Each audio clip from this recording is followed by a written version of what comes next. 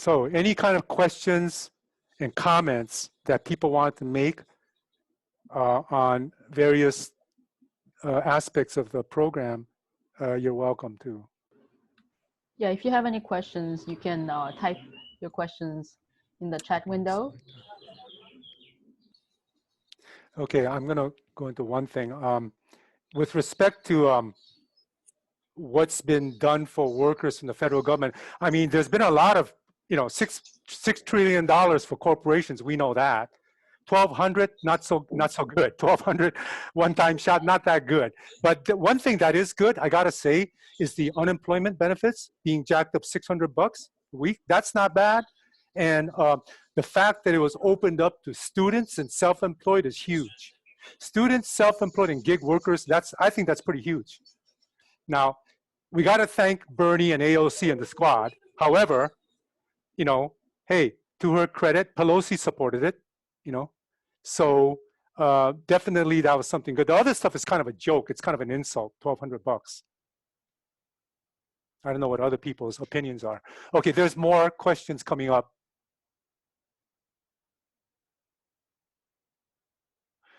To the workers, do you feel media has been sympathetic to your issues, to the workers? For Tinny, for James and Andy, question for you. What do you feel?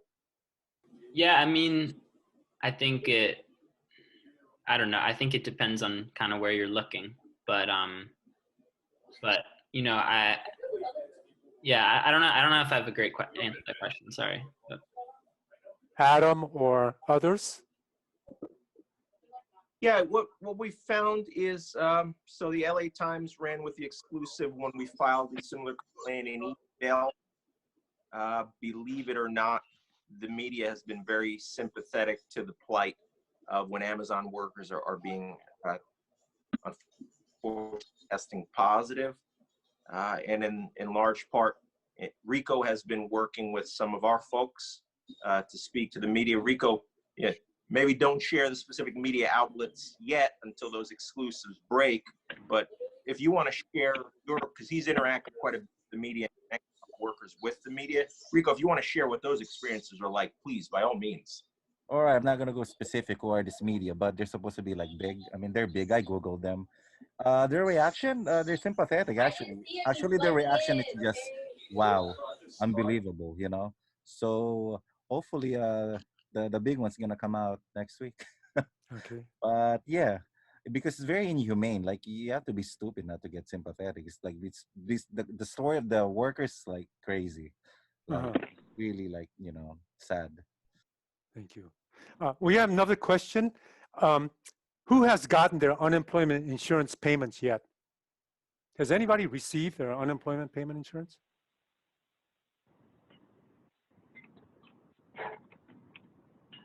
It's a question from Karen. No one has gotten it?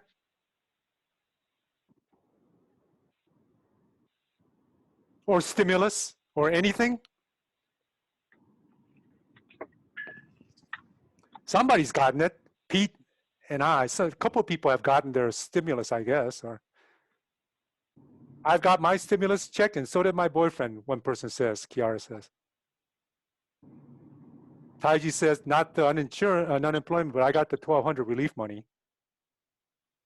So it seems that at least even with people on the call here, it seems that some people have gotten their 1,200,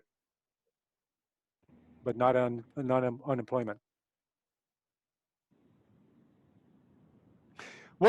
Another question is, what kind of legislative efforts, if any, can the public participate in to support Amazon workers? Question for Adam or for the two workers? Yeah, for starters, David, Assembly Bill 5 was recently passed. That's a gig worker bill that says when these corporations misclassify people as independent contractors, deny them minimum wage, basic sick time, health care coverage, the ability to access disability and workers' comp and so forth. Really, the enforcement of that, we know that, for instance, Lyft and Uber are going to be fighting that. So Assembly Bill 5 is going to be big The other idea we're trying to float around now is similar to what happened, and David, I appreciate you bringing up Minnesota, is enacting these kinds of legislative efforts here, that there be health and safety committees as a matter of law at Amazon facilities, because these quotas are imposed that literally push the human body to operate at the pace of a robot, which is leading to widespread injury. Now, Bernie Sanders, if you heard, recently demanded that OSHA produce the 300 logs, which are the records of workers' comp claims, and Amazon denied that. And we know that the Trump Department of Labor has been complicit with Amazon. And so I know a lot of folks here are supportive of Senator Sanders and his efforts. So legislatively, it's demanding that Amazon produce their injury logs. And then the idea is in California, once this pandemic passes or next session start, is to try to get legislation on books to track, similar to Minneapolis, in Southern California and California in general, health and safety committees within logistics as a matter of law. And therefore you have real committees, worker-led committees in these facilities specific to not any. The thing is that the pandemic's really exposed how negligent Amazon is and how severely they're putting their workers at risk. And, you know, and from a page from the nurses, always like, you know, nurses' health and safety and nurse to patient ratios, that's not only for workers, that's for the general public. And in the same way, when Amazon workers are not safe in the case of, for instance, being exposed to COVID-19, when, as Andy's saying, they're processing 90,000 packages a day, and we know these packages are touched by countless numbers of workers who may be exposed or who may be in fact ill, and that these packages are going to everyone's homes, it's a public health risk too. So we're really trying on the legislative front to get health and safety on the front burner for the next sessions whenever kind of the state opens again. Thank you. What would be a solution that goes beyond that, in your opinion? Not necessarily solution, but what would be a fix that would really be able to, address worker safety issues and that sort of thing? For example, if we had Medicare for all the hospitals, okay, yeah, that would improve things quite a bit systemically.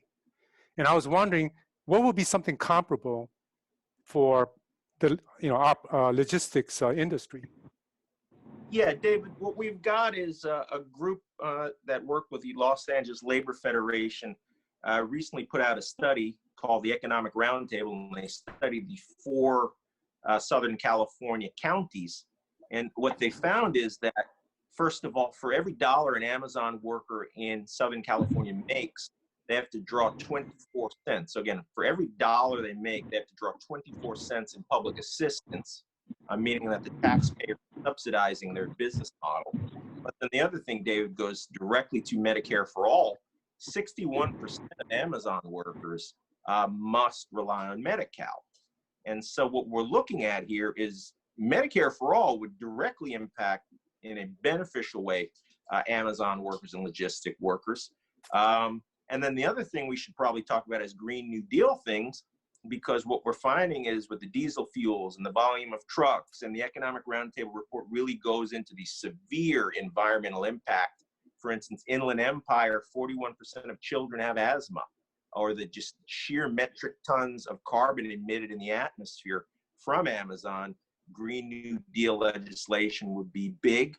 And then, you know, going back specifically to a corporation that programs their employees with quotas to match robotics, that in and of itself should be regulated by health and safety committees. So those are the 3 big things, but Medicare for all is a big one, and the Green New Deal is another big one.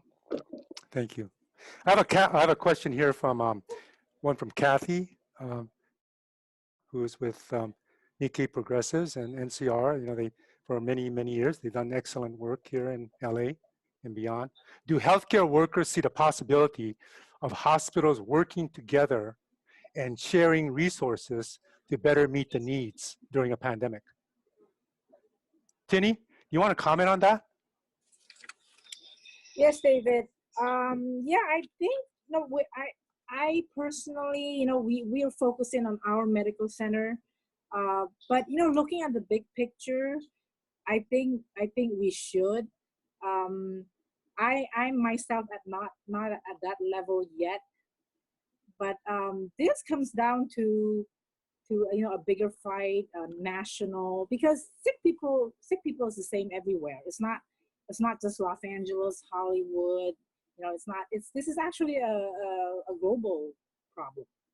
And we hear, because of social media, I actually remember seeing posts on Facebook, nurses in different countries are also fighting for PPEs. So I think that's not a bad idea. I personally have not taking that step, but it's a great idea. Yes, I think it's a great idea. Among workers certainly, but among management, usually they're competitors in the system. So they're always trying to outdo and make more money than each other. So during a pandemic, you would think that they would cooperate, but right now, unfortunately, they don't seem to be cooperating too much. It would be great if we had one big system like the Veterans Administration. If we had a Veterans Administration with all the other hospitals phasing in and joining it, we would have one big healthcare system and we could make what Kathy is talking about happen anytime, because they all have to work together. They wouldn't be competing against each other. We have another question. Jenny, can nurses bring their own PPEs or distribute among their coworkers? Okay, David, this is Amazon workers too can take this question. Can you bring your own stuff and distribute among your coworkers? Go ahead, Tenny. Okay, so they, at the beginning, the very beginning, they were telling us not to wear any masks at all. So they were saying that, oh, you're wasting PPEs. And then we started fighting, we had a little march. This was like, at that time we had not involved the media. Then they were letting us wearing our own masks. As a matter of fact, one of the nurses in our unit, she had connections with the churches, so we have been getting a donation, but we don't know if those masks, although it did say KN95, we're not sure if they give us the protection that an N95 mask would. So we at this moment, we're not. They told us not to use our own when we take care of COVID patients. So, but we do. I personally bring extra N95 masks in my every day, just to make sure that I have something to protect myself. I see. And many nurses, I know many coworkers are doing that as well. Okay. And Rico, real quick, Rico, you want to share our PPE program as well as our free testing services? Because David, it's a great question and stuff we've anticipated. So Rico, share what we're doing at Hawthorne right now, for instance.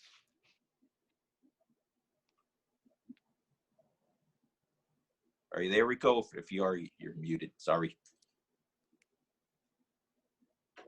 Okay, what I'll share, David, is that Amazon hasn't provided stuff, as James and Andy have said.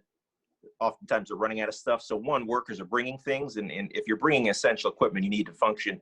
Our legal department's looking at it as potential wage theft, because if you're bringing stuff that the employer should provide, you should be at least reimbursed for that.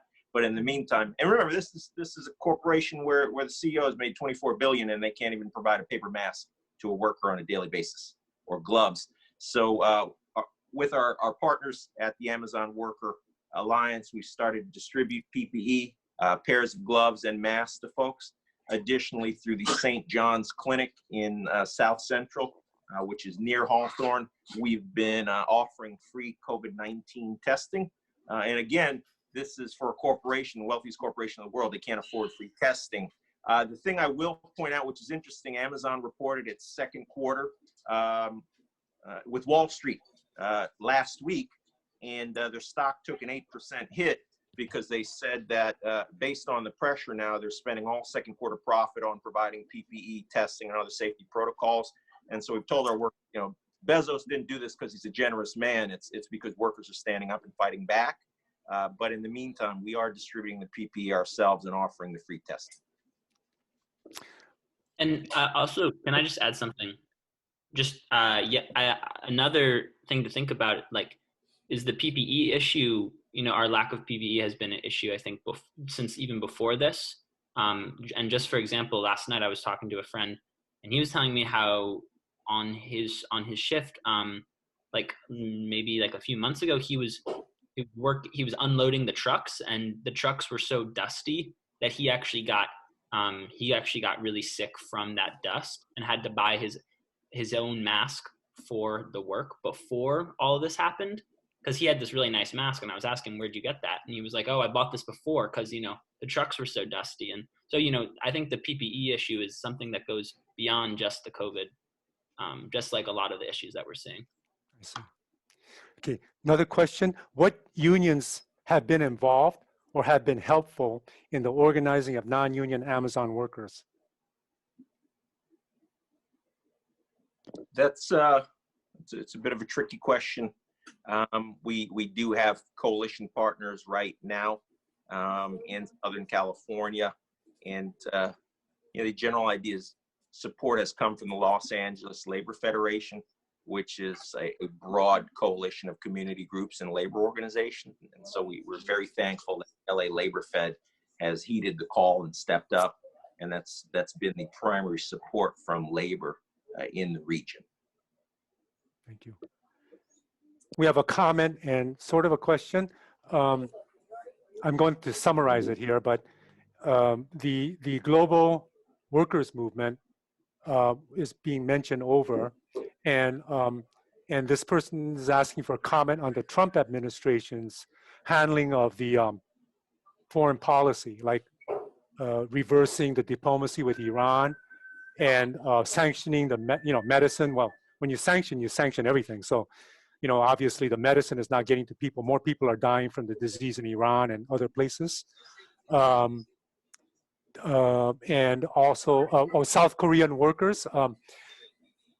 The US sanctions are blocking aid to North Korea, and Trump stopped paying South Korean workers on US basis.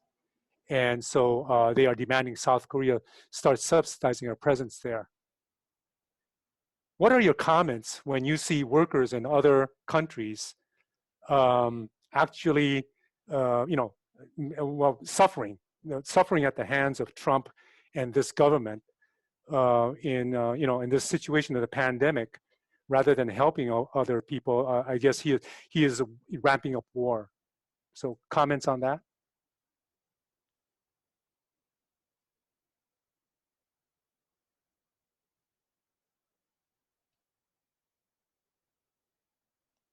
In my opinion, it just shows what a danger he is to the world and how he must be replaced. And it's kind of a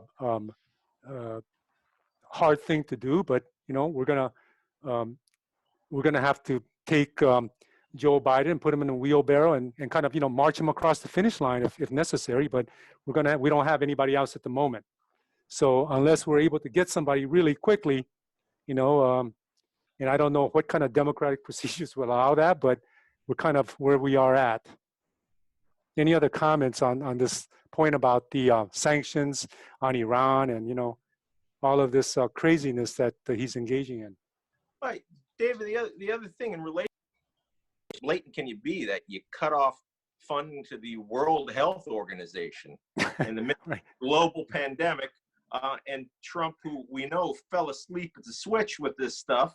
And if you look at the Brad Pitt spoof of Dr. Fauci on SNL, where they do all of Trump's sound bites, and now he's blaming the World Health Organization and he cuts funding, it's just mind-boggling that we're in this moment.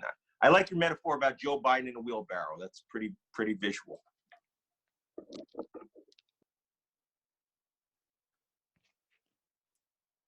Any other comments? Other people, speakers here, you're welcome to comment on this. Yeah, just unmute yourselves and you can comment. Okay. Did we cover Chang Shim Lim's question, what unions been involved or been helpful in the organizing of non-union Amazon workers? Yes, yes. Okay, okay, good. The closely related is, what are the prospects of global coordination between Amazon workers, given that Bezos' empire is international? What's the prospects of coordination? We're actually doing it now. So all of the United States is in coordination with Europe. It also shows in a lot of ways how tone deaf Bezos is and Amazon. So France said, hey, you can only deal in essential goods in the pandemic. So Bezos said, the hell with you, France, we're pulling out of an entire country. And so they're just so arrogant and out of touch. But we've been in communication with constantly our Athena allies, with Italy, with the UK, with France. And so it is definitely international workers coordinated. And that's something we definitely love seeing. There's another comment here is Trump's 2021 budget request includes cuts to CDC and Health and Human Services and increases money for low yield nuclear weapons. We need Congress to support the Progressive Caucus's people's budget. I guess is a commentary, not so much of a question, but yes, agreed. That would be a great thing. The what's of concern is that before the virus, the scientists, the Union of Atomic Scientists, I think they gathered and they moved up that doomsday clock a couple of minutes, right? Because they said global warming has gotten completely out of hand and the danger of war because we have Trump with his finger on the nuclear button. And those two things, the scientists determine the nuclear clock now is closer to midnight than ever before in history.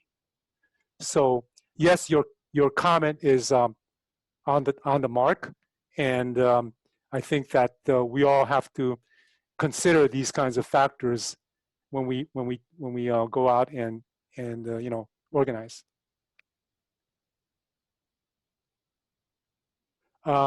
Another comment is that someone needs to teach all the Congress people MMT. That is modern monetary theory for people who are, may not be like really into this kind of thing, but it's an economic theory that Ro Khanna and Bernie Sanders and many other people have, which basically says that you can print up money just like what they're doing right now, and it's not going to hurt that much. You can deal with it. You set your own interest rates low, and you set your time that you pay yourself back. And that's essentially what they're doing right now, isn't it? They're just printing money like left and right, like trillions, printing it all up, proving that all this bullshit about, hey, how are we going to pay for it? Remember they used to keep asking Bernie the first question, how are you going to pay for it? That's all BS. So that was a comment from someone about MMT. Check it out, people, modern monetary theory. Okay, another question is Uber,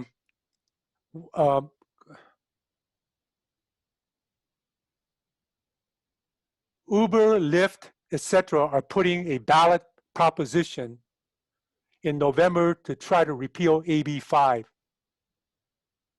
Watch out. Anybody going to comment on that?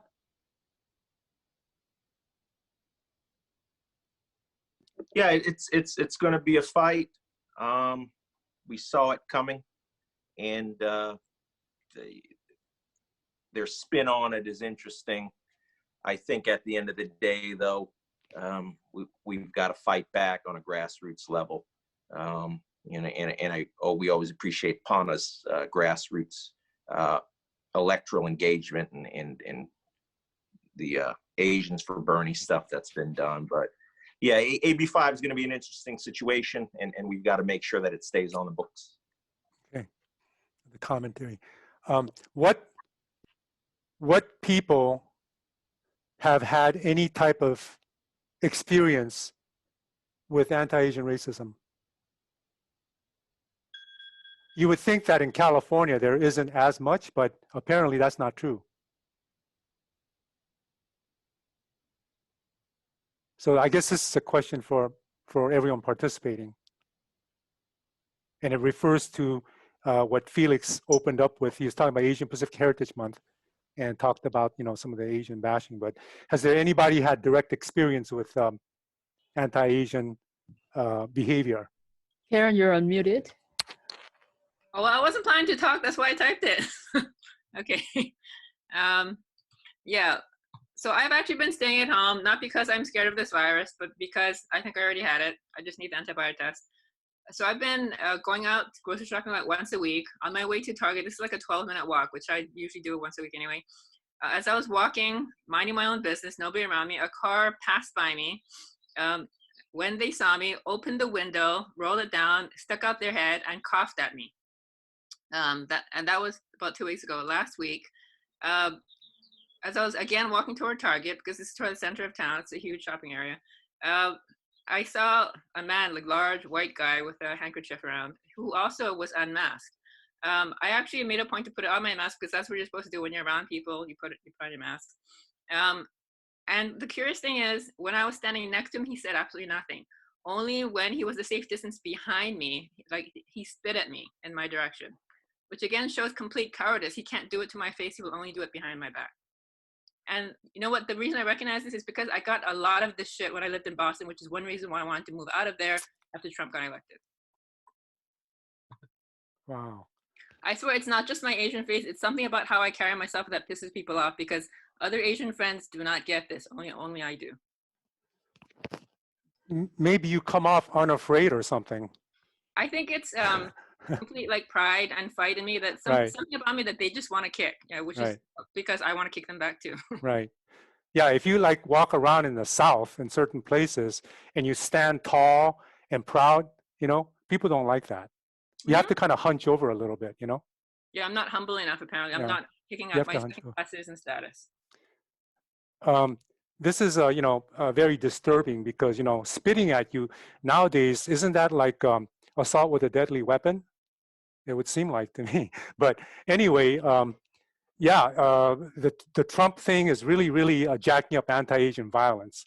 And I'm just, you know, happy that at least some officials, public officials are speaking out, like Judy Chu has spoken out about this 4 days after March 16th when Trump mentioned Chinese virus like 20 times. But since then, and then a few other people have come out in favor of it. I mean, you know, backing up Asians, politicians like Grace Meng. But other than that, there's not a whole lot. And in fact, Joe was kind of late. I mean, but it was good. To his credit, he came out and said that, you know, Trump was, you know, it's horrible what he's doing, jacking up anti-Asian racism and stuff. And, you know, that was a good thing. But more recently, he made a commercial that said that, hey, you know, Trump is soft on China. I'm harder. So, you know, it kind of like went backwards a little bit. So I'm not sure if that's going to get Joe, you know, raise his enthusiasm numbers a little bit, like 24% from the Asian community. But I hope that other people will come out and really start defending us. Hey, this is Yes. Lisa with APALA-LA. Hi, How's Lisa. everyone? Great. Great. Just wanted to comment. You know, I think that I think this question, what it means more is that are we what are we going to be doing in this coming election, right? Like, how are we involving ourselves in really getting involved with pushing all these different legislations, volunteering our time, door knocking, really reaching out. But I think that's something we can all do right now is the census. And I think a lot of folks here can even comment is the fact that API folks are just not counted. And when we're not counted, we're invisible, right? That's why we're probably one of the few folks actually talking about this reaction, this racist reaction we're getting from COVID. And so right now, not to plug it in, but also to plug it in because it's super important. For API-HM, we will be launching like a visibility project of really highlighting workers who are working during this pandemic that all workers are essential. The fact that, you know, like there's Amazon workers here. It's not just nurses, right? It's Amazon workers. It's, you know, workers in fast food restaurants. It's all the restaurants. It's hotel workers. And I think that what my last comment that I want to make here is that it's been an incredible moment of just organizing. I think that like, this has really had us organizing a lot. A lot of folks are realizing like what we have to do and that we can't wait. So it's really exciting to just hear the Amazon workers organizing. It's really exciting to hear a lot of non-union workers ready to just fight back. One of the reasons why EDD, you know, when people applied for unemployment in March, not just to go back a little bit, the coronavirus hit Chinatown and Los Angeles way before this, right? It hit it in January. So folks were unemployed or laid off as far as January. And it wasn't until March or later that we started hearing about a stimulus package. One, to note, right, what David mentioned earlier is that we as, you know, the progressive left, Bernie and AOC and unions really pushed for a stimulus package. This is the first stimulus package we have ever seen in a very long time. I actually don't know if we've had something like this before. But the reason why EDD is so slow in giving money out to folks and the stimulus package is because it's run by Donald Trump and his folk. It's run by the Republicans, where it's set up so that we are not able to get the money at all. So I think that like what we have to do, like, you know, all of us in this talk is like, how are we going to push those folks out of office? And how do we take back all of these different services that were built so that it's supposed to support us during this whole pandemic? Thank you very much. Lisa, if people do not know, is the president of Asian Pacific American Labor Alliance, LA, and has done a great job. They just had, APALA had a May Day special program on yesterday, which was really great, talking about Asian Pacific Islander workers. And I just wanted to echo what Lisa said about the census. It's very important because one of the things that they're going to try to do is to take away one congressional district in Southern California or California based on the fact that, oh, there's no growth. And it just so happens to be Asian America, the 27 CD. You know, that's Aslan for us. That's Asian America. There's 500,000 voters there who are Asian. It's the biggest single continuous piece of property that has Asians on it in mainland United States. But they're going to try to eliminate that district based on the fact that it's not growing and, you know, it's all separate, it's all different people. However, if you look at it from an Asian American perspective, a Pan-Asian perspective, it's our entire community, our community of interest. So based on the Voting Rights Act, you know, we're gonna have to fight and not let them take it away. And that's why the census is very important. And I'm happy that groups like API Forward and others are trying to work on it so that, you know, the reporting from that area is going pretty well from what I understand. Any other comments on that point that Lisa raised? And yes, so many people are in motion and organizing. It's very exciting to see everyone trying to organize for power. I want to make a comment and basically say a big, huge thank you to my friends here at PANA for the endorsement in my congressional run recently.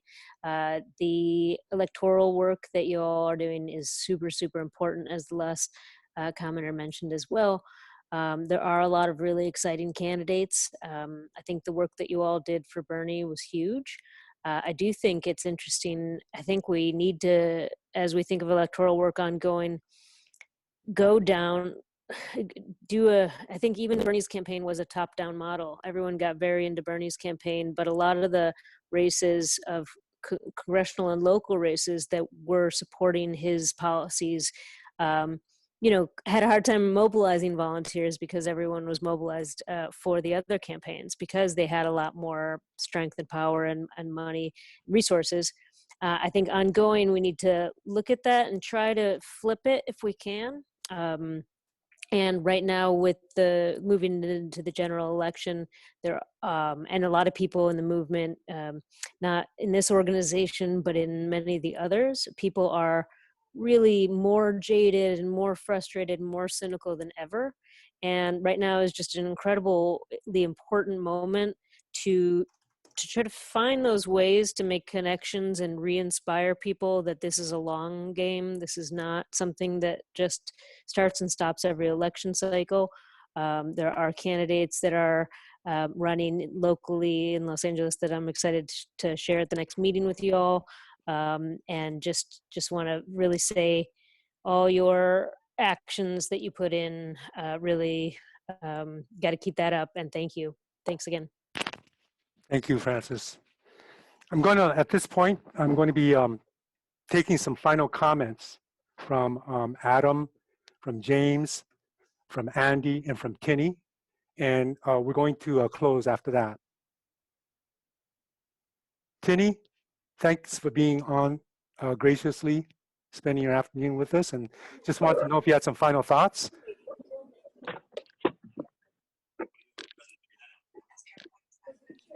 Yeah, hi, can you hear me? Yes, yes, ma'am. Yeah, so about this fight, about this PPE fight, I think if we take greed out of healthcare system, that will fix the problem. Because Kaiser, although they claim to be nonprofit, they make $2 to $3 billion quarterly, not a year, quarterly, and that's net profit. So we need to really, when their bottom line is not patient, it's not their patients, it's not their employees, then they won't do anything to achieve that. So we really need Medicare for all. That will eliminate corporate greed, and so we can fix this problem. Thank you. James, Andy? Just thanks for having us on, and definitely check out our website, the Amazon Worker Alliance, and the Warehouse Worker Resource Center, their website, as we working to make these health and safety committees going in the future. And yeah, thanks for having us. Thank you for being here, taking a risk. We just appreciate your sacrifice and your risk so much, because I know that it means the welfare of your friends and family. Adam, any last words? Yeah, Dave, of course, thank you as always to PANA for setting this up and leading the way for the progressive API community in Los Angeles. I think what we're seeing right now, and we're explaining to our Amazon crew, is that the National Labor Relations Act did not give workers the right to organize. Workers organized, and then they created the laws to kind of hold it back a little bit because the 1% was concerned. And in general, now more than ever, we're seeing that these quote unquote bootstraps job creators, the 1%, the millionaires and billionaires, they're not making this country go. And that's why you're seeing folks like Instacart and Whole Foods and Amazon going out, because they realize they're the ones that are making this will go right now, while the millionaires and billionaires are hiding at home, scared to get coughed on. Essential workers making $15 an hour are the ones on the front lines, making sure that all of us are okay. And in our picket and support of Amazon workers yesterday, we were just really thanking them. We were saying that they were heroes, that they deserve protective equipment, that they deserve safety, and that without essential workers like healthcare workers and folks in these key industries, we would not be in the place we are now, able to survive during this pandemic. So thank everybody who's been on the call for that. Thank you, Adam. And on that note, we're at our limit here. So everyone have a safe and healthy and patient distancing period, I suppose. And, you know, let's fight to keep heat in the street after this is over and bring that heat into the ballot box and vice versa. Take ballot box heat and take it into the street. So it both goes both ways. So thank you very much. And everyone have a safe weekend. Take care.